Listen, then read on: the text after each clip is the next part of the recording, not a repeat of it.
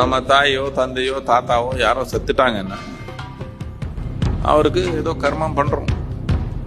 கர்மம் பண்ணது அவருக்கு ஞாபகப்படுத்துறதுக்காக இல்ல, அவருடைய ஞாபகம் நம்ம உடல்ல இருக்குது, அதை தொலைச்சுக்கிறதுக்காக.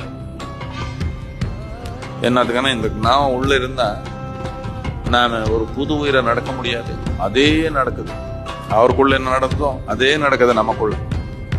தாய் தந்தை மாதிரி ஆகக்கூடாதான். நீ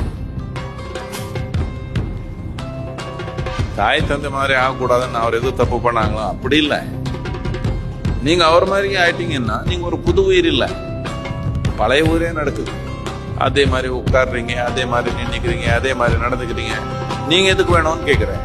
அவருக்குடைய முடிச்சிருக்கலாம் கதை.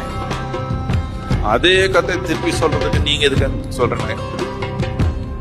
நீங்க ஒரு புது கதையாமல் இருக்கணும், புது வாழ்க்கையா நடக்கணும் தானே இது.